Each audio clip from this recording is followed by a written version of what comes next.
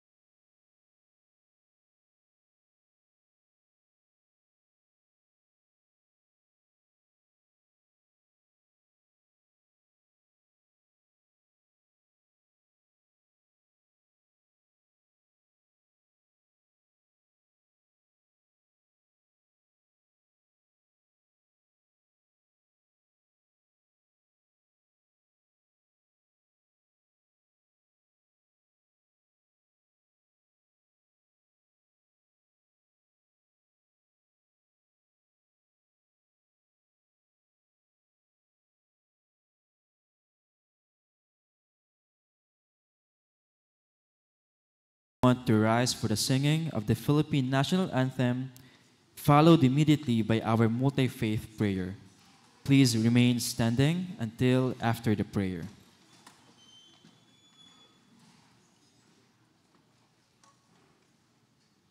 Ladies and gentlemen, the Philippine National Anthem. Bayang magiliw, peles na sinangana, alam ng puso, sa dibdib mo'y buhay. Lupang hinirang, duyang ka ng magiting, sa manlulubi, di ka pasisingil. Sa dagat at bundok, sa simoy at sa langit mong bagaw, may dinagang tula at awit sa paglayang minamahal. Ang kislap ng watawat mo'y tagumpay na naglilingling. Ang bituin at araw niya kailan pang may di magdidilim. Lupa ng araw na wala di pagsinta, buhay langit sa piling mo. Ang bibigaya na pa ay mga api, ang mga tayo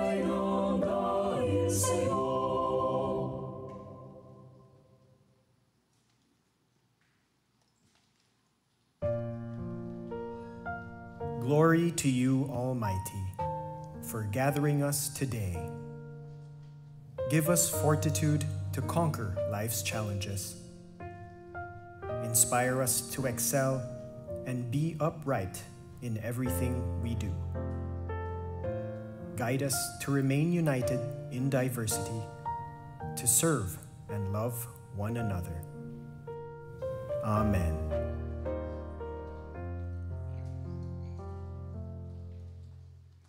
You may now be seated.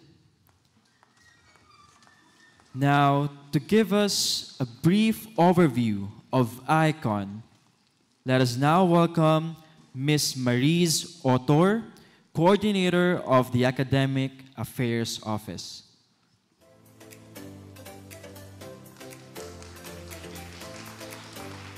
Hello.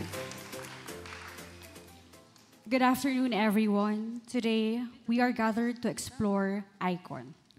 ICON, or we called it Alagad at Yaman ng Konkretong Obra. ICON is a program designed to introduce the FEU students to individuals who have, through their work and ideas, changed the terrain of Philippine art, science, business, or society.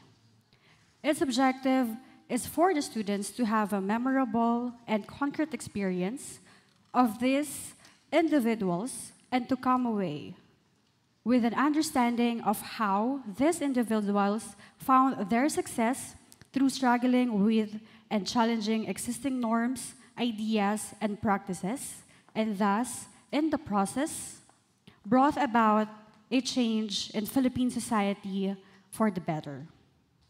It aims to get students to think about the structures of repression or stagnation and about the process of transformation.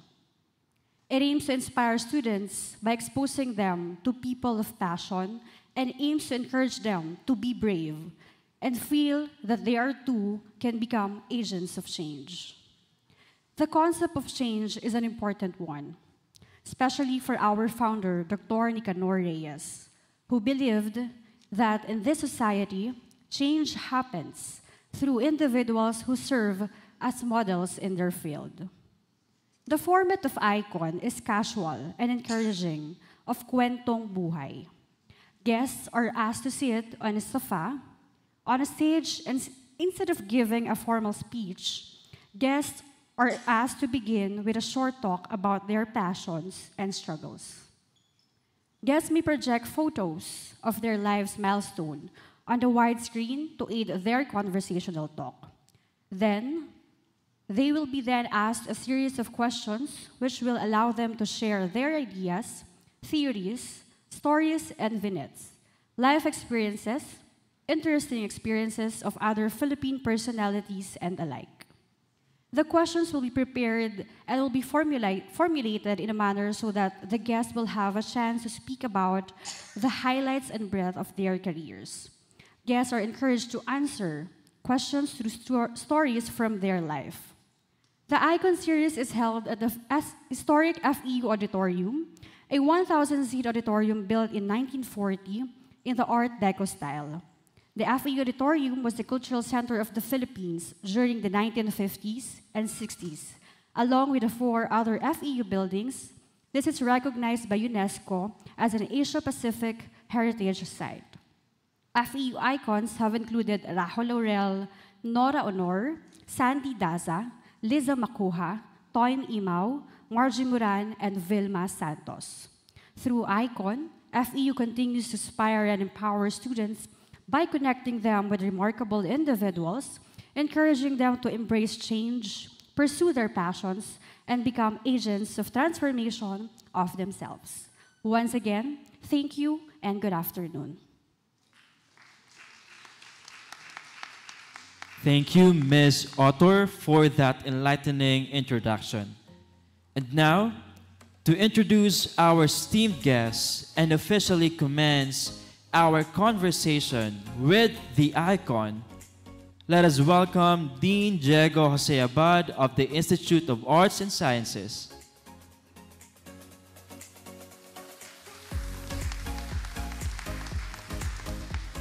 Good afternoon, everyone. Our guest is the most awarded scriptwriter in the Philippines, with a career spanning 5 decades as a writer. He has written more than 190 produced film scripts, earning him more than 80 trophies from award-giving bodies, including Life Achievement Awards. Among his many films are Himala, which won the 2011 CNN Award for Best Asia-Pacific Film of All Time, Anak, Jose Rizal, Muro Ami, Karnal, The Flor Contemplacion Story, Madrasta, Nasan Ka Man, and Moral. He is also the author of the scriptwriting manual Trip to Quiapo, which is both a bestseller and a required text in communication courses in the Philippines. He has also written 4 best-selling novels, Para Kay B, o Kung Paano Dinevastate ng Pag-ibig ang 4 out of 5 sa atin, Si Amapola sa 65 na kabanata, Bahay ni Marta, and Lahat ng B. He has also written a collection of essays on writing called Kulang na Siya, Kulang na Silya. This year, he launched his newest novel, Kalahating Bahaghari, at the 2024 Manila International Book Fair. He also wrote the libretto and lyrics of Himala, isang musical, which won 8 Gawad Buhay Awards in 2022. He has 2 entries in the 2024 Metro Manila Film Festival as a writer for Himala, Isang Musikal, and Green Bones. Since 1982, he has been conducting free scriptwriting workshops for beginning writers, producing hundreds of graduates like Lav Diaz, Quark Henares, Jeffrey Jeturian, Dwayne Baltasar, and many more who now work on TV and film. In 2022, he was proclaimed as a national artist for film and broadcast arts. FEU, please join me in welcoming on stage your icon, national artist Ricky Lee.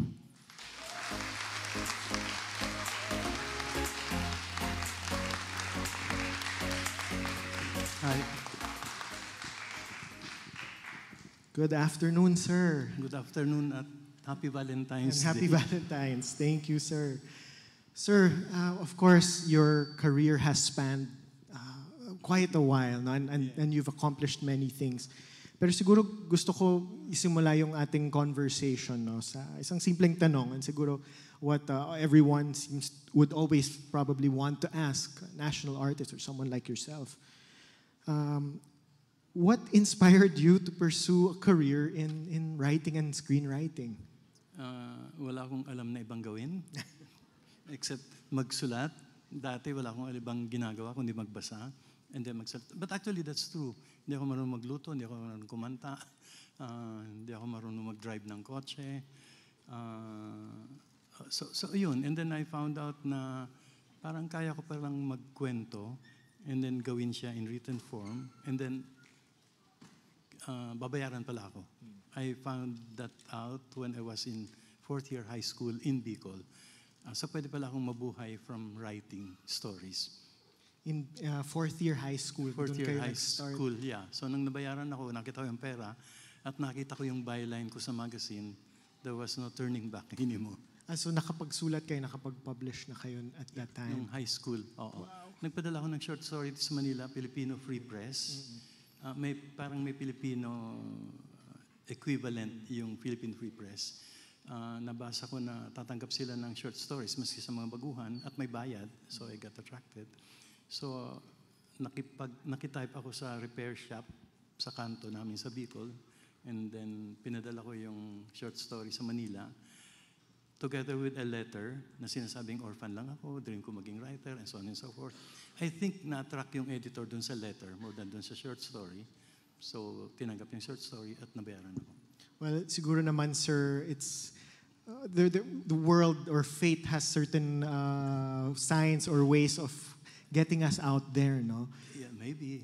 Yes. So, sir, you mentioned nga na your early beginnings.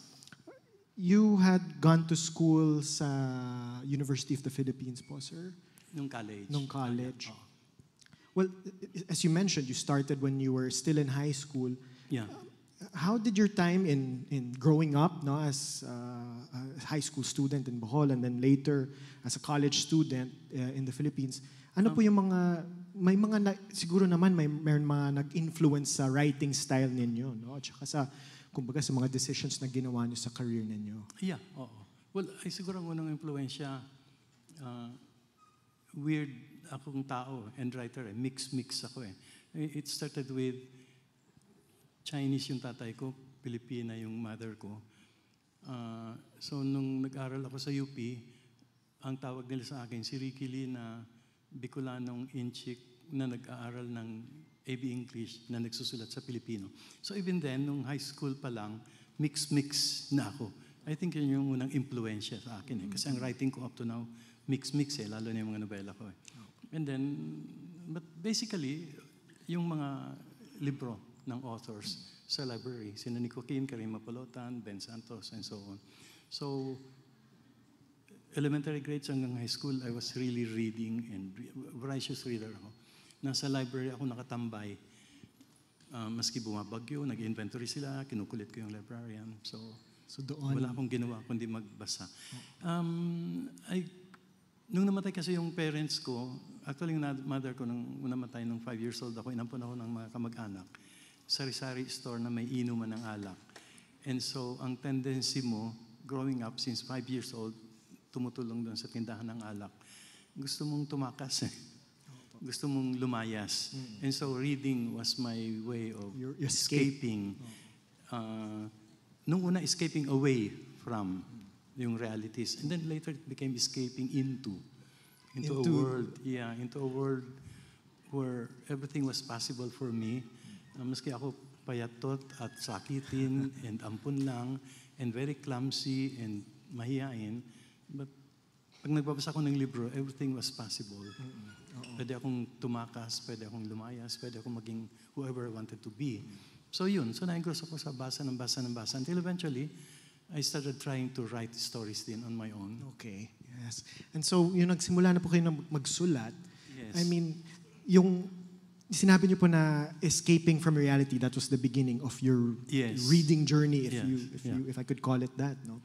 Sa pagsulat, doon na po ba yung, kumbaga, what form, how did you view it, no? As an escape, or was it just recreating yung reality na alam ninyo, na kinalakihan ninyo? Lahat yun, yeah. Layas ako ng layas doon sa mga nag-ampun sa akin, hindi ko magawa physically eh. Hindi ako mag-succeed eh.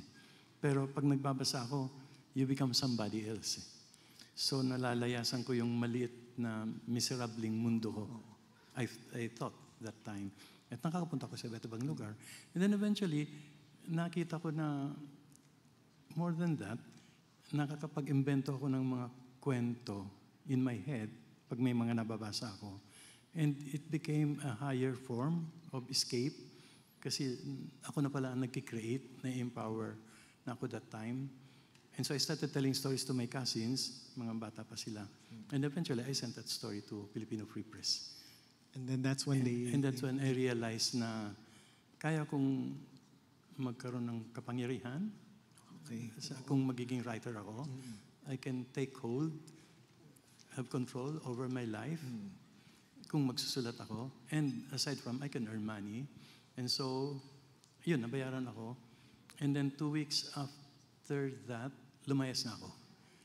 Okay. And then nang lumayas ako, because I had money already, nakakuha ko ng konting pera, nabayad dun sa short story, lumayas ako, tumira ako sa isang kaibigan, then 2 weeks after lumayas ako, sa Libigan graduation.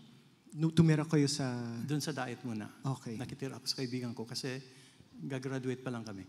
Then 2 weeks after that, graduation. Then the night after graduation, together with 4 friends, sumakay kami ng bus and we came to Manila. And ayun na, nag-solo na ako. The rest is history. The rest is here. Wow. Sir, of course, throughout your career naman, especially as a scriptwriter, we'll jump first to your career as a scriptwriter naman. Siyempre, you've worked with many notable directors, no? Yeah. Yes. Ipangalan ko yung iba sa kanila at siguro kilala din ng mga estudyante, yung audience natin, yung iba, no? There's Lino Broca is one, no? And of course, Marilu Diaz-Abaya. Marilu, Ismael Bernal as well, Mike De Leon. Mike De Leon with in team. Mel Chonglo, Olive Lamasan, Rory Quintos, Joel Amangan. Ang dami na. Oo, sir. And of course, they are in their own right very successful as directors, and I'm sure they also have their own visions as directors. Yung gusto ko pong malaman, actually yung gusto kong itanong sa inyo is yung collaboration niyo with these directors.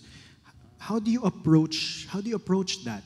Siyempre, kunyari mayroon kayong project, no? Tulad nung sa Jaguar, sir.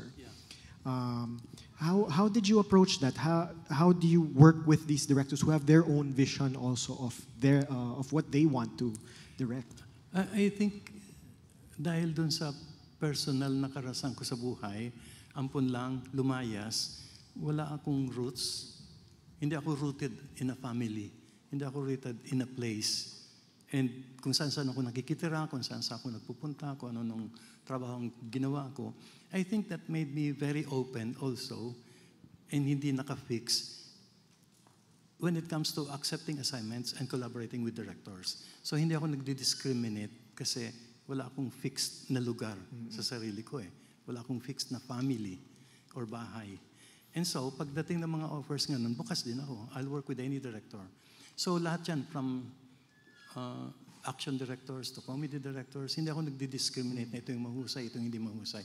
I wanted to experience working with all of them. Until eventually, nakita ko na, may mga ibang director na mas ka-wavelength ko. And that's when nag-zero in ako kina Ismael Bernal, Marilu Diaz-Abaya, and so on and so forth. And it was easy to collaborate again because, as I said, open yung mind ko. Hindi ako saradong tao. And inuulit ko, I think dahil sa karanasan ko sa buhay, binuksan ako. Hindi ako sarado na dapat ganito, dapat ganyan. Dapat umuwi sa bahay, ganitong oras. Dapat ganito ang trabaho. Wala sa aking mga dapat eh. Sobrang bukas eh.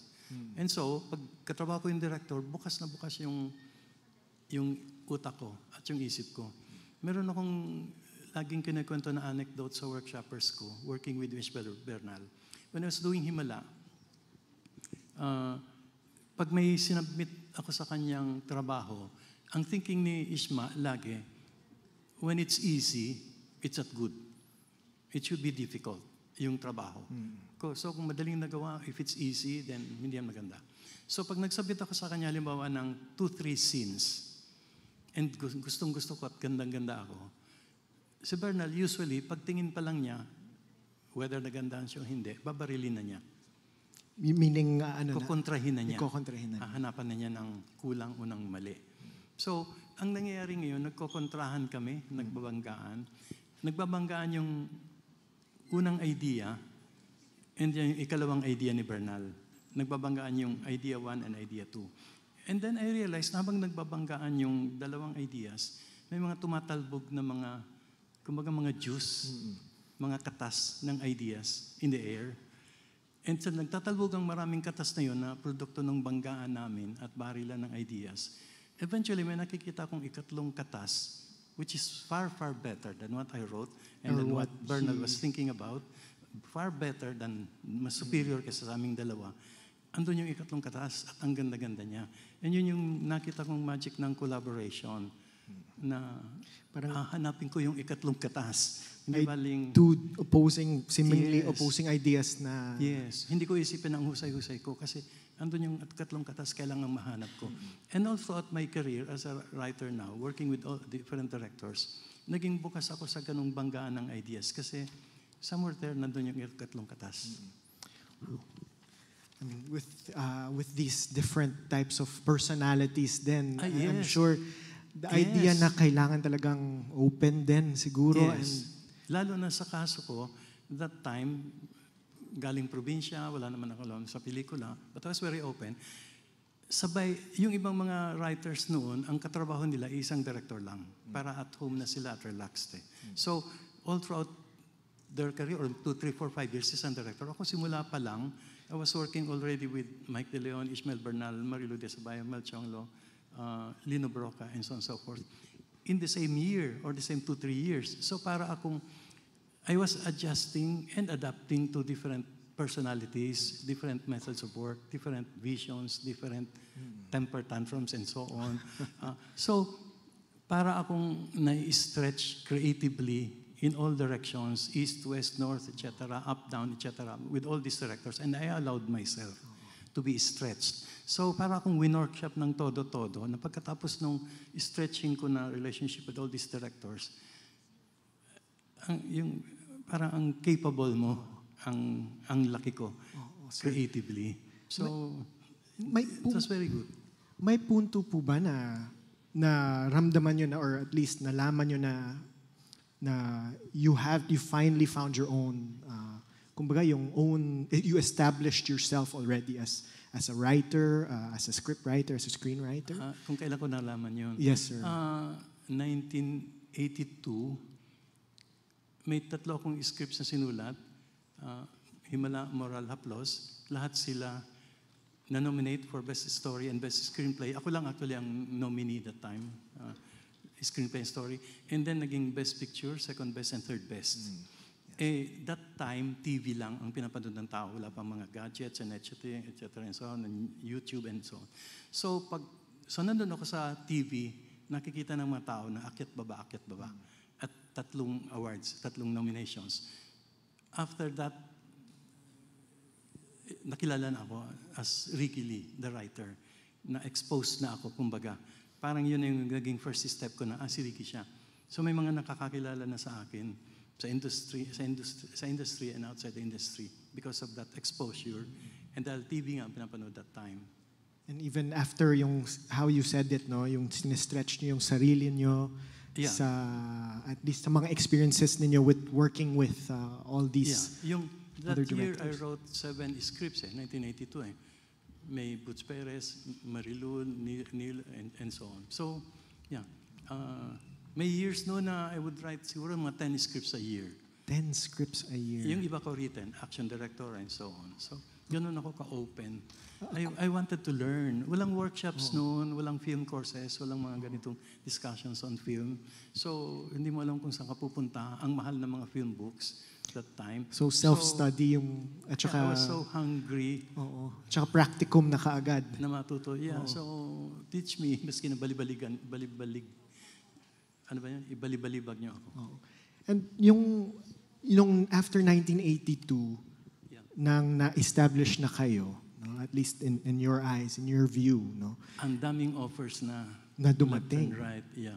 Did you ever feel like you stopped learning or stretching yourself, as you said, to borrow your words? Hindi. Kasi every time that you feel na I'm good, alam ko na to, then merong bebembang sa'yo eh. May isang critic o movie review that's going to pull you down. Like Himala. Mixed ang reviews ng Himala that time. There was one critic that, member of the Manonories, na, ano sabi niya? Ang ganda ng production design, ang ganda ng direction, ang ganda ng etc. The only flaw in this film was the script. So the only flaw in the film was the script. It brings you back to your senses. Inilalagay ka uli sa ground niya. Pag tumataas ka na at lumilipad ka na, laging meron dyan will pull you down and bring you back to your senses. No, hindi ako ganun kahusay and so on. So, laging nangyayari yun So, you never get to a point where you feel na ang usay-usay ko na okay na ako. Up to now. Even now? Even now, yeah. You're never really naman sure. Okay. Sir, balik po tayo sa work nyo din, no, with films. Whenever you are writing a script or when you're inspired to write a script, do you have an actor in mind? Most of the time, ang assignments kasi namin 90% of the time commissioned, meaning the idea comes from the producer or the director or there's already a concept. Yes. So, Star Cinema tells us we want to do a project with Vilma Santos and Claudine. Kasi gusto namin si Claudine sumunod sa yapak ni Vilma, anti-heroine. Hindi sa yapak ni Sharon Cunita na good person lagi. Si Vilma pwedeng mamasan, pwedeng prostitute, pwedeng etc. So gusto nila sakulin along that line. So they wanted the two. So pagkuha pa lang sa amin to write the script, may Vilma Santos and Claudine Cana at may kantang Anak. So flesh out the story. May given na. When I did Jose Rizal, alam ko na si Cesar Montano ang gaganap na Jose Rizal or Murakami. Flor Contapacion, si Nora already. So 80-90% I think may cast na. But in the case of Himala, I was the one who chose Yes, Ishmael that's Bernal right, oh. and Nora Honor. Bihira yung ganun na sa akin lahat halos. Has there ever been a moment na parang meron talaga kayong naisip talaga na it has to be this actor, it has to be this this person to take on this role? And if ever nangyari yun at hindi yung producer mismo ay hindi yun yung iniisip niya, how did you navigate this one naman? You learn to do positive compromising. Natutunan ko working in the industry na merong bad compromises and good compromises. And merong compromises na, sige, okay na rin, even if that's not what I really wanted. Usually naman, it turns out to be, okay na rin naman pala. Kung in-insist ko yung gusto ko, baka hindi natuloy yung project. Actually, ang isang example na naisip ko, a long time ago, I wanted a project, I wrote a project with, I had a project with Joel Lamangan tungkol sa isang gay o trans that time, although hindi pa defined as trans that time, nung panahon ng Hapon, na in-love yung Japanese officer dito sa trans na to. Kasi nakita siya nakadimit babae at akala babae siya. And so sinabi ng mga guerrilla movement that time na magpanggap pa ng babae sa kanya at paibigin mo siya, gagawin ka naming espiya. So yun yung kwento. May dalawa siyang best friends, isang babae at isang lalaki. So 3 best friends sila. Nireject yung project na yun left and right for so many years kasi ayaw gawin ng mga movie companies that time kasi ang bida mo trans. That time, di pa nila tanggap eh. So, reject.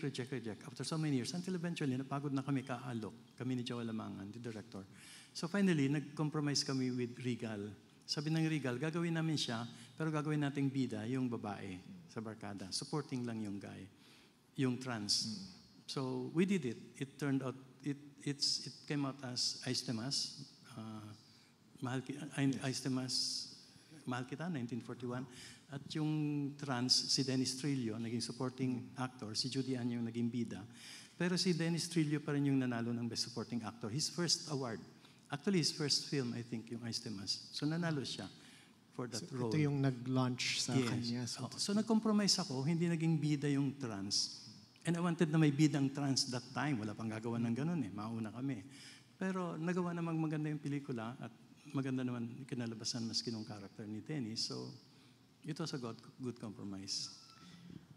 Sir, you mentioned, of course, speaking about your script, no, before I move on to your workshops, do you have one, at least one that you consider your favorite? Wala eh, hindi ako nagpe-favorite eh. Ng mga script ninyo? Yes, ngayon ba, I may say ngayon, Moral, the next day Himala, or Jose Rizal. Although, Moral is close to my heart. Kasi lahat ng nasa Moral, mga kaibigan ko yun.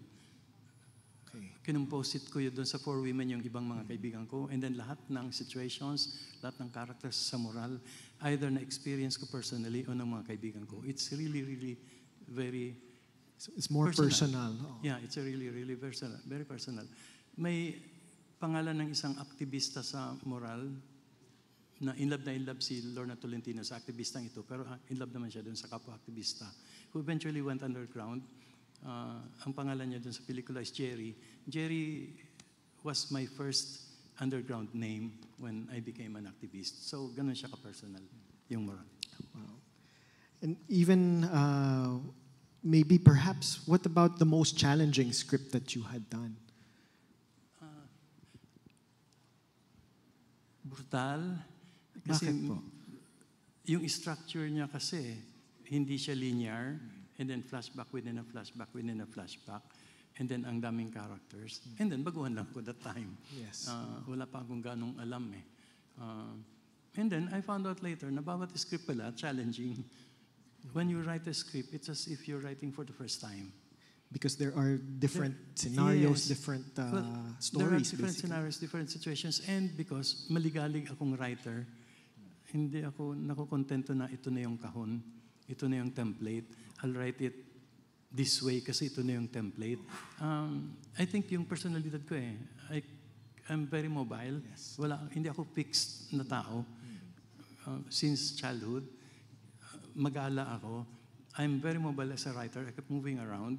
I write in some bus rides and sa van, etc. So, hindi ako mapakali. So, yung mga kwento ko, hindi rin mapakali.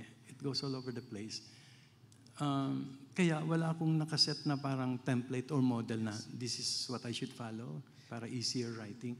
It's as if it's the first time that I'm writing. When I wrote my novel, para kay B, parang wala akong alam sa pagsusulat. I kept doubting myself, tutuloy ko ba ito? Hindi. Itong latest ko, Kalahating Bagari, ganun din. It's as if I was writing for the first time, all the doubts and all the insecurities and everything. It's not even yung I mean, of course, if you look at every work, every new script that you write, every new novel or story that you write, ay bagong piece of work. Pero para sa inyo, meron din po kayong self-doubt? So Yes, because something like that? nothing tells you na it's already good eh. Pagkatapos mo pag nagsulat ka, initially you feel really good. Kasi parang may nailabas ka eh. You feel so empowered, nakangiti ka, haharap sa mga tao eh. And then the next day when you go back to what you've written, pangit pala, may kulang pala. Then you rewrite, ang ganda pala, hindi pala, ang ganda pala, hindi pala. Hanggang natapos na, sasubmit mo na sa director, or it will go to press na, may ganun ka pa rin doubts na baka hindi pa maganda eh. Baka may magagawa pa ako eh. Pero kailangan nang isubmit o kailangan mag-go to press na eh. So pagpunta na doon, ang dami mo na uling doubts. And so you're waiting for friends to tell you na, hindi, it worked. No, it did not work. The dreaded word, baka hindi not work. Or pupunta ka sa preview room, palalabas yung pelikula mo, takot na takot ka ngayon, nakaupo ka doon. Pagkatapos palabas yung pelikula mo na pinanood ng mga kaibigan mo, kung quiet sila, kung silent sila the whole time afterwards, then you start doubting yourself. Ba't hindi sila nagsasalita? Kaibigan pa ba nila ako? And so on. So it never stops until now. And I think it's healthy. I think you die as a writer or as an artist the moment that you feel na I'm already good and that's that. I think you should never settle. I think you should keep striving to be better and better. Kasi wala naman talaga yung standard na nagsasabing, this is the best already. So, Everything changes, everything evolves around, so wala talagang final good na eh. So you keep evolving also sa kasabay ng palibot mo. So walang kasiguraduhan, so you're always full of doubts, but that's part of the Yes. Yes. Work, The part of the writing. process. Yes. So it's always a new experience each time, each and every time. And it's nice and it's bad. It can be really, really exhilarating and it can be really, really terrible. Exhilarating kasi pag nakita mong buti na lang mahirap itong gawin kasi nagawa ko. Ang ganda-ganda pala ng nagawa ko, hindi ko in-expect na magagawa ko. On the other hand, torment siya eh. Ilang days ka na, hindi mo malaman ang solution. Gusto mo na ipukpok ang ulo mo sa pader. And then you start thinking, ba't ba ako naging writer? Sana na lang ganito, sana ganon. Wow. Even for your most recent Himala, yung Isang musical. Isang Himala, the Isang film. Himala, yes. Yung Isang Himala, the film, co-written with Pepe Diokno. Yes. Yeah, even that. That even gave you moments we of were discussing and then nanood kami nung rough cut ni Pepe. I'll comment, he'll comment. Magre-revise si Pepe. Si Pepe was revising, re-editing the film until the last minute also. I have a couple of more questions before perhaps some of our audience will have some questions, sir. Regarding your workshop, of course, madami since 1982. 82. Nag-workshop po si Sir Ricky sa kanyang... Nagkakondak ako ng free script writing workshop for film sa bahay ko. Since 1982. Since 1982, up to now, I've never stopped. Never stopped. Nagpapahinga lang Even ako during the minsan. pandemic na banggit niyo po yan. During the pandemic, lalo na dumami kasi Zoom na lang eh. So, yeah, ang dami ko nang... I've been doing nothing but write, and hold workshops my entire life. Yes. With regards those who attend yung workshops, of course, marami nang naging successful, no? Meron po bang, have there been those who have attended that surprised you or may natutunan ka pa sa mga sumali sa workshop ninyo? Yeah, marami akong natutunan. They keep telling people na ang swerte-swerte namin, nakapasok kami sa workshop ni Ricky. Ang dami namin natutunan. Yeah, totoo. Pero hindi nila alam, mas marami akong natutunan. Ako mag-isa lang na natutunan nila from. Sila 35 sa library. So bawat isa doon sa 35 na yun, may sariling vision, may sariling proseso, may sariling personalidad. So natututo rin ako doon sa 35 na yun, each and every session na kinoconduct namin. So it's two-way. Gaya ng collaboration ko with directors, ini-stretch din ako ng workshoppers ko in all directions. And yung stretching na yun, nararamdaman ko yung effect the moment that I sit down to write. The moment that I sit down to write, hindi ako nakakulong sa kahon. Stretch out, expansive na expansive yung imagination ko, yung utak ko, yung subconscious ko, and everything in me. Na-expand na ako eh. So, it really helps a lot. It helped a lot and it still helps a lot. To be able to... to be able to keep interacting with workshoppers, to in a way help them, but actually must guide them, in a way to interact with them. Yes. It helps eh. You stretch each other. Ang ganda so nun. nagbe-benefit. So it's also been, that's why it's also rewarding for you to be able to hold the Yes. workshops. And napakahirap. Ang gastos-gastos, akong gumagastos sa lahat. Because it's free. Napakagastos. Yeah, it's free. And then food and everything. And then after every work session, pupunta kami kung saan, lilibre ko. Karamihan, walang pera. Before. Although ngayon may mga workshoppers na ako, mga artista. Na medyo may director na mas kaya pera na. Pero dati, sagot ko lahat yan eh. And then, nababawasan yung assignments ko kasi busy ako sa workshop. Usually that's 10 or more Sundays, whole day, 9 to 5 per batch. So nababawasan. And then the energy and etc. and the emotional toll and so on. So magastos in so many ways yung bawat workshop. It takes so much mula sa'yo. But yun na nga, it's very rewarding. I think this is a time that we can ask the audience, this is the few chances that we've had national artist with us, no? Especially Ricky Lee. May mga tanong ba yung audience? Go ahead, there's a microphone in the middle. Go ahead, you can please just take the microphone. If you have other questions, you may line up as well. Please state your name so that Sir Ricky knows who you are, who he is addressing. Magandang hapon po, Sir Ricky Lee. Ako po si Charles Delphine. Nakipagtrabaho po kayo sa ibang national artists katulad nila Ishmael Bernal, Lino Broca, Marilu Diaz-Abaya, sila Sir Joel Amangan din, ibang other directors. Pero sila yung mga maniningning na sa industriya ng direction, Sir Ricky Lee. Pero sino sa kanila yung parang pinaka malapit sa'yo, yung personally connected ka talaga sa kanila? Siguro Marilu and Lino. And Lino. Yeah. Si Marilu kasi 2/3 yata ng mga pelikulang ginawa niya ako nagsulat. I think I've written 12 or 13 or more films with her. And si Marilu, kalad-kaladkad niya ako from concept level to location hunting to auditioning or whatever with the stars, hanggang shooting, hanggang post-prod, editing, etc. Hila-hila niya ako. And so nakadevelop kami ng friendship outside of the professional relationship.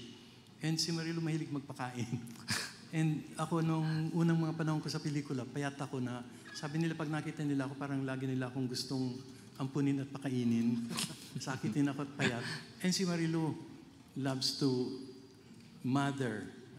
Nahiya akong maniningil siya for me ng talent fee and so on and so forth.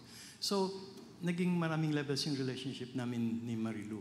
Si Lino, magkapareho kami ng advocacy, di ba? Nung people power, kuminsan magkasama kami nag-rally. And then, yung mga paniniwala namin sa social issues, marami kami pagkakapareho. And si Lino madaling kaibiganin, personal siya, down to earth. O Ricky, ka na, o kumain ka na ba, o nahiya ka ba, o samahan kita.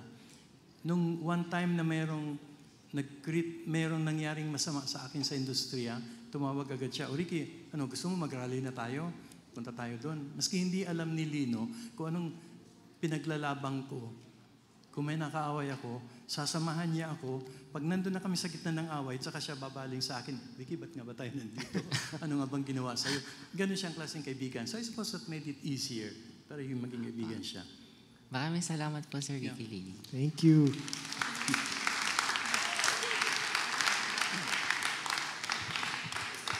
Hi. Good afternoon po. Mr. Ricky Lee, marahay na aldaw po sa Indo. Bicol ka. Yes po. Here's my question lang po. Way back po kasi nung June 23, 2023, I saw you on SM and I asked for a picture po. Yun lang po. Since being a renowned scriptwriter and one of the national artists, do you have any writings that reflects the culture or any symbolism that reflects our hometown, Daet Camarines Norte po?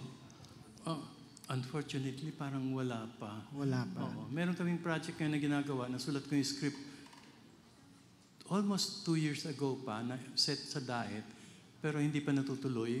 Hopefully matuloy. Pero nakapending pa. Pero wala. Sorry, nakakalungkot nga eh. Baka sir, kung nagsusulat ka, baka ikaw yung... Ay, tulungan mo kami. Why not? Why not? Maraming attempts at ang dami nang lumapit sa akin sa Daet, yung mayor si Mayor Sarion, etc. na, let's do something. And puro kami, sige, let's do something. May beach sa Daet na ang ganda-ganda Bagaspas Beach. Yes. Let's do something. Let's use this. So, ang dami ng attempts. Even si Robin Padilla, na yung pamilya, tatay niya, Daet, and so on, nag-attempt din. Wala pang natutuloy. Baka ngayon matuloy na.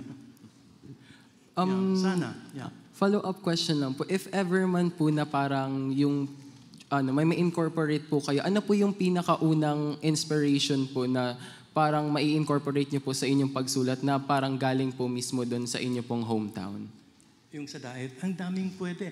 Initially, ang lagi nilang sinasabi, let's do something sa Daet kasi maganda yung lugar. Sabi ko, I want to go beyond the ganda.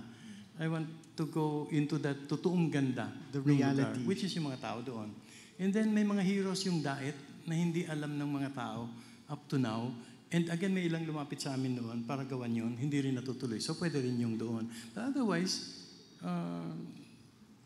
buhay ng mga Bicolano, kwentong Bicolano, even in Bicol, even the Bicol language, yung mga languages natin, whether Ilocano, etc., ang gaganda pero hindi bira. Although ngayon may mga lumalabas ng pelikula na gumagamit ng Ilocano and everything. At Bicol, mayroon nang gumamit. Pero Camarines Sur, Bicol. Hindi yung sa Daet. Saan ka sa Bicol? Sa Daet Camarines Norte rin po. Daet ako. Kailangan lumayas na ako. High school, bumabalik ako sa Daet every fiesta, June 24. So, hindi ko naman totally tinapal ng Daet. I go back there. And lagi kong sinasabi na kung nasaan man ako ngayon, utang na loob ko initially sa Daet. And I think that's true with all of us. Kung saan kayo nanggaling nung bata pa kayo, hanggang malaki na kayo ngayon, yung bata sa loob nyo, kung ano kayo noon, hindi yun mawawala. Dala-dala ko yung Daet ngayon. Sa mga sinusulat ko, yung sensibilidad ko noon sa Daet, dala-dala ko ngayon. Bata pa kayo, hindi nyo pa maintindihan ang sinasabi ko. But when you grow older, you will realize na kung ano kayo nung bata pa kayo, dala-dala nyo pa rin hanggang ngayon. And so, malaking utang na loob ko sa Daet. Thank you so much po. Pwedeng bumaba doon. Pwede, sir. Yes. Baba na lang kami dyan. Okay. Dito po.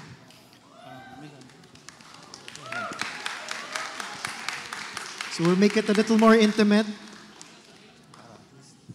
Sino pa ba dito ang taga-Camarines? Meron din.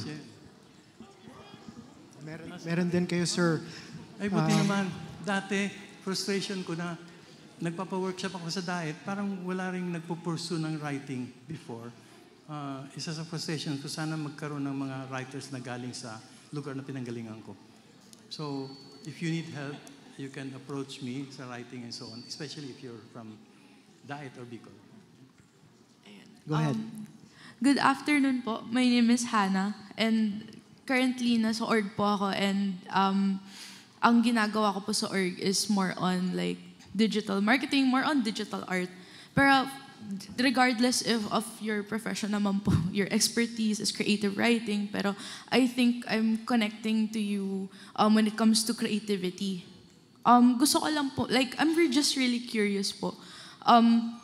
Are there any, like, siguro naman po, like, during your lifetime of achievements, meron po kayong mga works na puro reject or failed? Kumbaga, meron din po bang mga art blocks? So, what would be siguro yung, medyo weird, pero what would be your most favorite failed creative piece po na nagawa ninyo po? Kasi, syempre, parang inspiration nyo po to continue. Kanina binanggit na meron akong around 190 produced scripts. Meron akong more than 100 sigurong materials, various levels, storyline, script na, finished script, revised script, sequence treatment, sa filing cabinet ko, na lahat hindi natuloy o na-reject o hindi natanggap. So, kumbaga, pag tinitingnan ko yung filing cabinet ko, para silang mga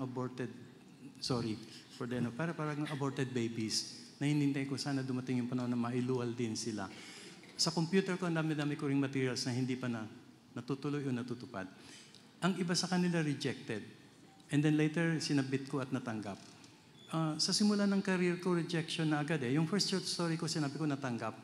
Pero yung second short story ko, hindi tinanggap ng magazine na yun. Yung film scripts, ang dami kong hindi natanggap na script early in my career na hindi natuloy. So, I think yung rejection is part ng trabaho nating lahat, lalo na sa arts. And I think it's important na ma-reject. Kasi kung puro tanggap, kung puro okay lang, ang writing mo magiging okay lang, which is not good. I think it's important na mabembang ka, mabuntal, at magudgud sa lupa, to the point na, ano na to, gusto ko pa bang magsulat o gusto ko pa bang maging artista o maging director, tama ba ang decision ko? I think you have to get to that point na parang life or death ng isang writer para ka humusay. Pag everything is easy, I don't think you will really become better. I think it's the hardships, the rejections, the mistakes that will make you better. So kung nasaan man ako ngayon, nakatungtong ako sa isang bundok ng mga rejections at mistakes ko, and I'm proud of them. Sila ang nag-make sa akin eh, hindi yung good works ko eh. Yung bad works ko ang nag-create sa akin ngayon eh. So, okay lang, tanggapin nyo na ma-reject kayo. Just keep persisting and persisting and persisting. Kasi si Love Diaz, katakot-takot na rejection niya noon. Sino ba naman gagawa ng pelikulang 4 hours, 5 hours, 8 hours? Pero hindi siya tumigil. Hindi siya nag-compromise na gagawa na lang ako ng 2-hour film. Pinagpatuloy niya yung gusto niyang gawin. Hanggang nag-succeed siya, it may just take longer, but you also become better. So, okay lang na hindi agad mag-succeed. As I said, UP days pa lang gusto ko nang mag-script eh. Pero natupad lang years later. Opo. Since yun nga po, like a lot of during your journey would be full of rejection naman po. How about po if, syempre, have you experienced art blocks? Paano nyo po ba siguro na nalagpasan po yung mga art blocks? Kunwari, you're like struggling to find an idea since sabi nyo po kanina. Mental block. Opo, yung mga, baka nawalan ka na po ng creative Yes. Paano po nyo po ba nalagpasan yun if ever? Well, unang-una hindi nawawalan ng ideas ang mundo. Maski saan ka tumingin. Tingin ka na lang sa news, 24 oras o TV Patrol, ang dami-daming materials. Doon na pwedeng gawin eh. At tumingin ka sa mga kaibigan mo, bawat isa dito may isang, at least one story, bawat isa rito eh. Lahat, hindi nawawalan ng ideas around. And sa sarili mo rin, punta ka sa lumang baul, love letters ng mga parents mo siguro, o yung kwento ng kasambahay, and so on. Ang dami-daming material. And yet, sa lahat ng pinuntahan kong talks, 100%, lagi akong tinatanong tungkol sa mental block because I think importante yon because we go through that. So mental block doesn't mean na walang ideas, kundi it means na naka-block yung mind natin doon sa ginagawa. So, hindi ako naniniwala sa mental block. Kasi I think masusolve siya. Pag may sinusulat ako, and hindi ko siya matuloy-tuloy, para akong na-dead end, either napagod, o wala ng ideas, or na-burnout, or hindi saan pupunta, iniisip ko na lang ilang bagay. One, baka yung baby, gusto ko nang may panganak, 3 buwan pa lang, it needs 9 months, pinipilit ko siya. Pag lumabas siya, hilaw-hilaw yan o patay yan, and so on. So, hindi rin po pwede. So maybe I haven't done enough research, or enough thinking, or enough brainstorming, or enough work on the material, kaya ako nabablock. But, so what do I do? Ang solusyon ko sa mental block is hard work. Nababanggit ko lagi ito sa workshop, kasi di ko alam kung may nakaparinig na sa inyo sa akin ito. But, ano ibig sabihin? I do hard work. Day 1, mental block. I'll still work. Maski 30 minutes o 1 hour. Maski pangit lahat ang lumabas, I'll just keep typing. Day 2, wala na namang lumalabas. Ang tawag ko sa kanya, hacking away at the stone. Inaano ko yung stone. May nagtatalsikang mga bato, pero wala pa rin lumalabas. 3rd day, hacking away at the stone. 4th day, hacking away at the stone.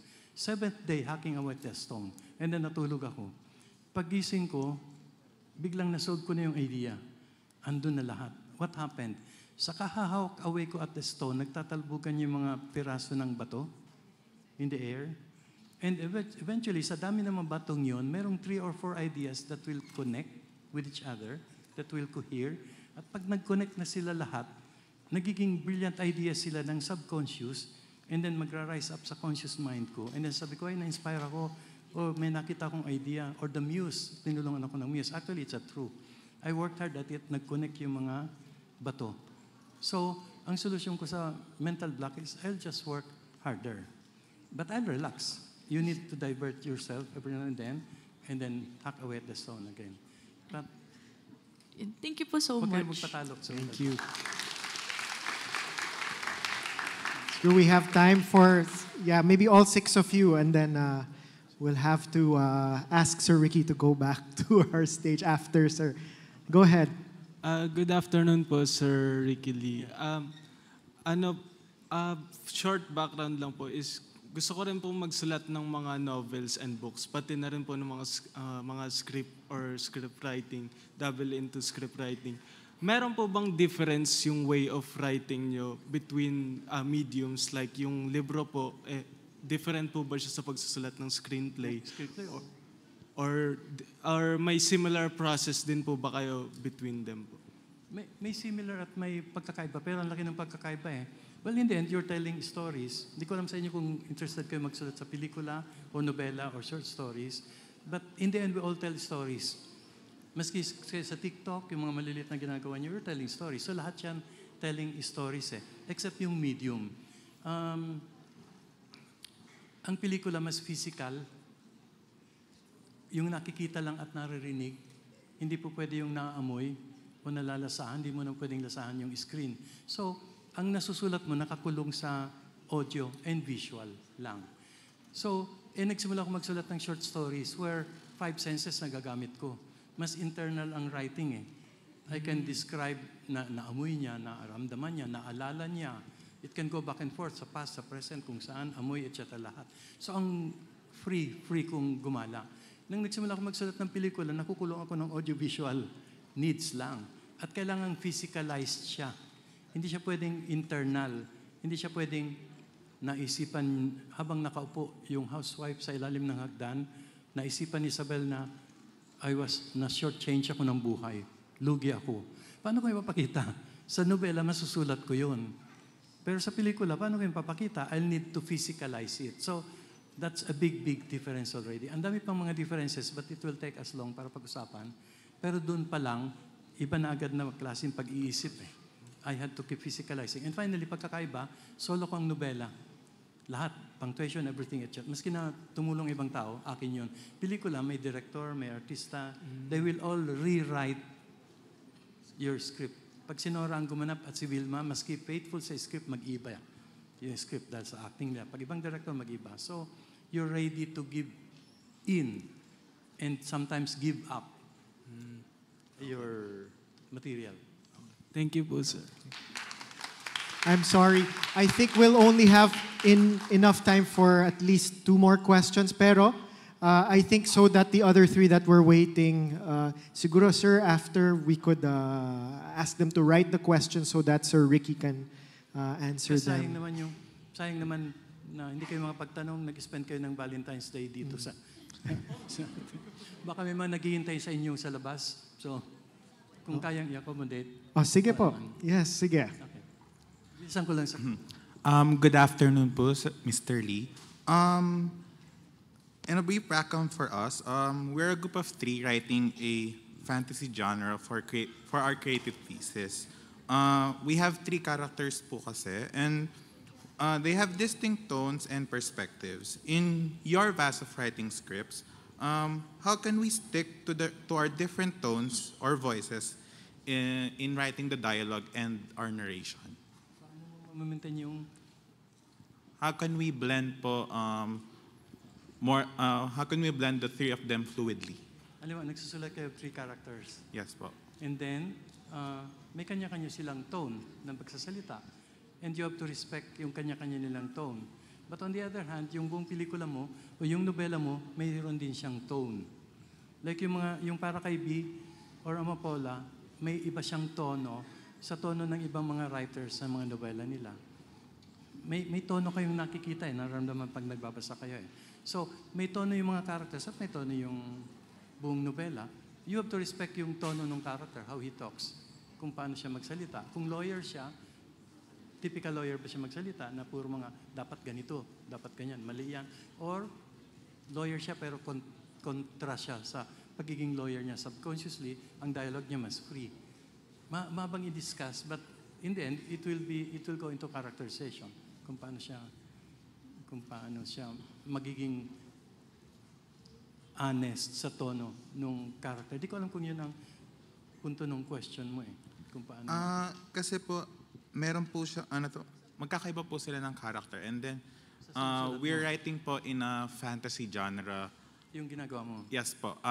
In a group of 3 po. We have 3 different distinct characters po. And then, they play in the same novel, but they have 3 different personalities, tones, and perspectives. They're portraying the same character? No po. They have 3, they have distinct po. They are each of their own character po. Hindi ko maintindihan. They are playing 3 distinct characters or they're playing the same character pero tatlo sila? The first po. The first 3 distinct characters. So yes, may kanya-kanya silang pag-ugali. May kanya-kanya silang pag-ugali. You just have to make them in character. Okay po. Thank you po. Thank you. Hi po, Sir Ricky. Nagtatry din po kasi, I'm Rain po, nagtatry din po kasi akong magsulat, mga short story po, mga ganun. And like, palagi din po kasi ako nagkaka-feeling na, alam niyo po yung parang every time po na babasahin niyo po, may palagi kang nababago, palagi kang, ganito papalitan. Yun. So like, especially po kung nagsusulat ka po ng yung talagang written word po, ganun. Like, parang kailan niyo po nasasabi na parang, parang ready na to mailabas, parang ready na to ma-post, ma-publish. Like, pwede ko nang i-let go, pwede nang wag baguhin, gano'n. Like, parang kailan nyo po malalaman yung time po na yan? Hindi mo malalaman. Eksakto I think, yun yung sasabi ng kanita napaka-tricky marami pa sa inyo nagsusulat dito? O gusto magsulat? Napaka-tricky, hindi siya measure gaya ng paggawa ng tinapay, may ganung measuring cup, etc. and so on, ganito na lahat. I think ang magic ng writing is you're never sure. Tinitimpla mo lahat yung mga timpla, 1, 2, 3, 4, 5, at tama naman yung measurement nito, pero ang magic ng writing is hindi ka sure kung anong lalabas. Andun yung enchantment ng kwento. Pwede palang ganito. 3 plus 7 pala. Can be 19 or can be 103. Hindi siya laging 3 plus 7 equals 10. So, hindi mo sure kung 3 plus 7 equals what. Hindi mo alam yung suma total. And yun yung ikinagaganda ng writing. So what you can do is you just have to keep writing, trying and trying and trying na isumatotal ang 3-7, isumasutal, and then you worked hard, buong boses mo inilagay mo. Ako, ang ginagawa ko, I'm hoping it worked, but you will never really be sure na it will work. And kuminsan, like, ang thinking mo, it did not work now, 5 years later, may mga pelikula kang ganun, biglang okay na okay pala. Nung lumabas yung Himala at Relasyon, gustong-gusto ng mga tao yung relasyon. Vilma won Grand Slam sa lahat ng awards, talong-talo si Nora. But looking back now, mas malayo ang narating ng Himala kaysa Relasyon. You can never really know kasi artwork hindi mo quantify hindi mo ma-measure exactly So anong advice ko? Welcome the uncertainty, work harder, just to make things a little surer, work hard mo, but not expect na magiging sigurado, ibigay mo lang lahat, and then, pag nabigay mo na lahat, hope na maganda siya, move on to the next project. Huwag mong ilagay ang buong pagkatao mo doon sa project na yun para pag bumagsak yun, hindi ka rin babagsak. So ako, I move on to the next, and then, nagustuhan, hindi nagustuhan. Anyway, may kasunod na akong trabaho. And trust lang na binigay ko lahat at honest ako sa sinulat ko. And hopefully, makita ng tao yung ibinigay ko sa kanila. Otherwise, walang assurance na mabibigay. Maski awards, hindi siya assurance. Thank you po so much. Yeah. Thank you. Unfortunately, Sir Ricky, you'll have to forgive me. We are quite pressed for time, pero nakuha ko po yung mga tanong ng tatlo. I think there's one here, I think worth asking, no? Are there any tips in writing in a different language? Alam mo na, paano kayo mag-isip? Ako magulo ko I used to think in Bicol, and then in Chinese, bawal mag-Tagalog doon sa probinsya sa amin So, magulo ang utak ko Ngayon, I think in Taglish. Kaya hindi ako magsalita ng tuloy-tuloy na Tagalog o English o makapagsulat ng Kaya Taglish yung mga trabaho ko. So, kung ano yung natural sa inyo, doon kayo magsulat. People used to criticize me, ba't magta-Taglish? Babasahin ba nila? Dapat pure. Trip to Quiapo, they were saying, dapat gawing pure English o Tagalog. Ganun ako magsulat Yun ang I think yun ang naging isang strength ko. Yung mga readers ko rin naman pala, ganun kagulo mag-isip ang langwahe nila, mas nakaka-connect sila sa akin. So, sundan nyo lang yung boses nyo at yung lengguwahe nyo na komportable kayo. Thank you so much. And thank you so much for your questions. Unfortunately, we are pressed for time. Sir, siguro to end, the final question from me, what do you hope, and especially for our audience of students here, ano po yung hope nyo na your legacy will be in the world of Philippine cinema and literature? And perhaps, what do you hope from this generation as well? Ang laki ng tanong. Last nga, pero ang laki ng...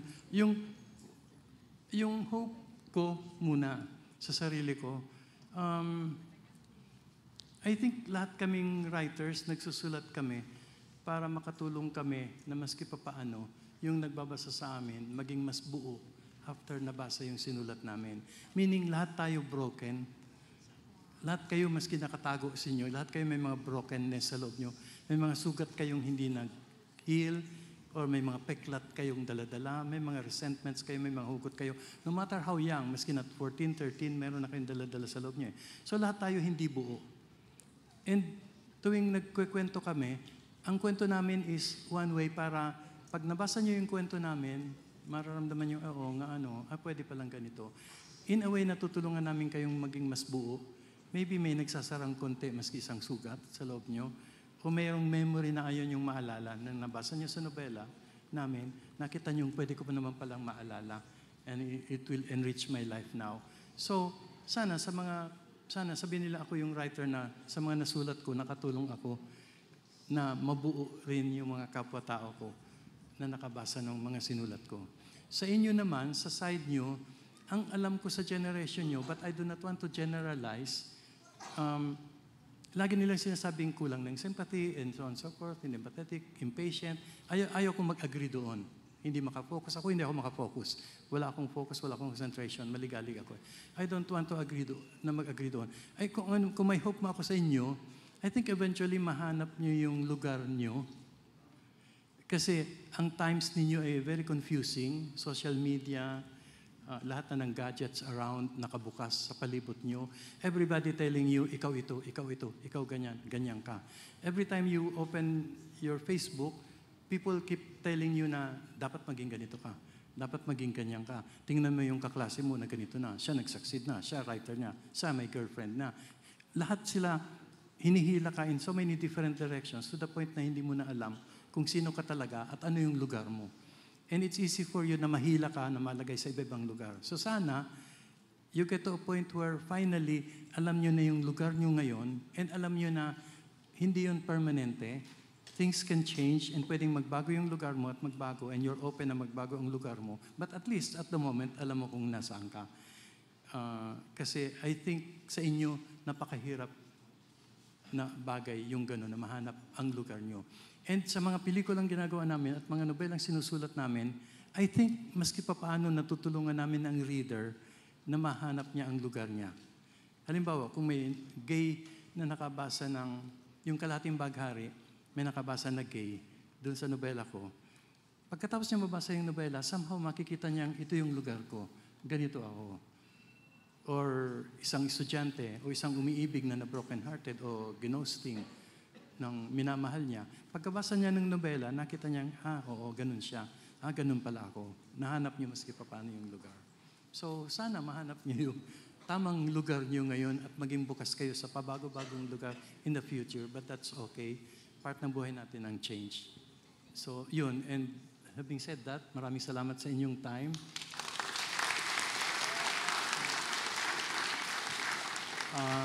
Lagi naman kaming bukas, lagi akong bukas. We can always get in touch with each other. You can consult, you can whatever else through Diego and so on. Lagi kaming bukas sa mga estudyante kung may tutulong namin. Lalo na dun sa mga gusto magsulat. Okay.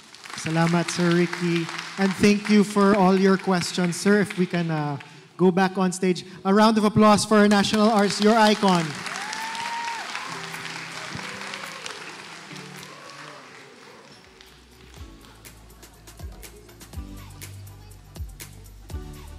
Okay, we've reached, unfortunately, the point that we will award, of course, our certificate to Sir Ricky. So I hand it over now to Sir Joseph.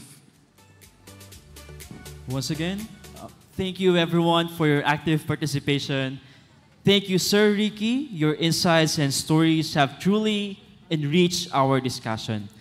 At this point, may we now call on Ms. Crizzy Ustaris, Chair of the Department of Communication, to present the Certificate of Appreciation.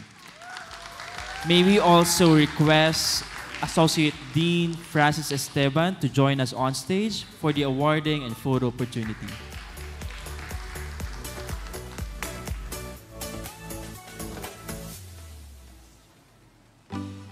Allow me to read first the citation of the certificate.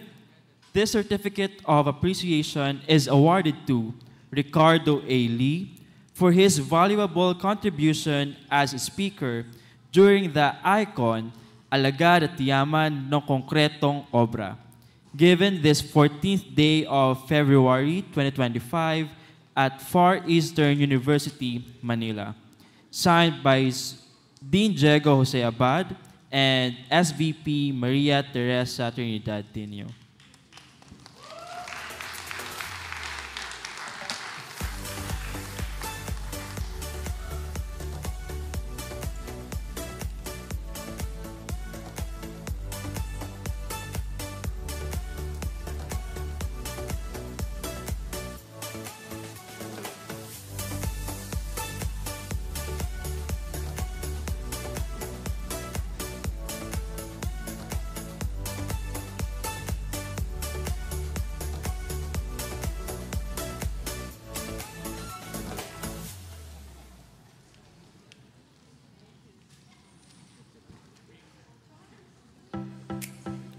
Now, at this juncture,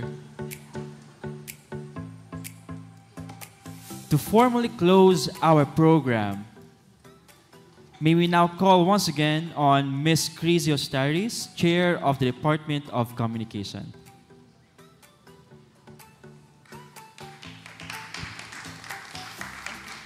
Thank you, Joseph. Ayan. So thank you. Hello, everyone, to all the students here. I would just like to say, very impactful. The talk is very impactful today, but what I have to say is closely connected, of course, to what Sir Ricky Lee has been talking about, and mainly what his career is all about, and I think even his life. So storytelling is powerful for so many important reasons. Stories evoke emotions. The emotional connections created through storytelling allows the listener, reader, or the viewer to form a bond with the characters or themes, which makes the message more impactful and memorable. Next, storytelling and remembering. Humans are wired to remember stories more easily than raw facts or statistics. So there are those of us who learn or retain more visually. So that's the importance of storytelling and memory. Next, storytelling helps foster empathy by allowing individuals to see the world through another person's perspective. This connection is vital in human relationships, helping to bridge cultural, social, and ideological divides. And fourth, stories carry cultural values, beliefs, and traditions passed down through generation. This process helps preserve history and maintain cultural and national identities. And finally, storytelling heals, as Sir Ricky says. We are all broken, sabi nga niya. Pero sana sa mga nakakabasa ng nasusulat natin ay makatulong tayong mabuo ang nakarinig ng kwento natin at matulungan siyang maghilom ang sugat niya. So, for today's talk, ang ganda, di ba? The brilliance of Sir Ricky Lee is in the art of storytelling. So students, whatever you create, whether it is a poem, a play, a novel, film, news article, at the heart of it is good storytelling. As Sir Ricky says, and I quote him na, pag nagsusulat, di ba, you can be full of doubt, but it's okay. Never settle. Strive to do better. Kasi everything evolves, and our work should not be final. No work is just finally good. It should evolve as our surroundings change. I also agree when he said that we die the moment we think we're good, and there is nothing more to improve. So let's just keep striving to do better always in how we write, how we tell our stories, and hopefully even just one person gets touched by that and heals from the stories that we tell. Thank you.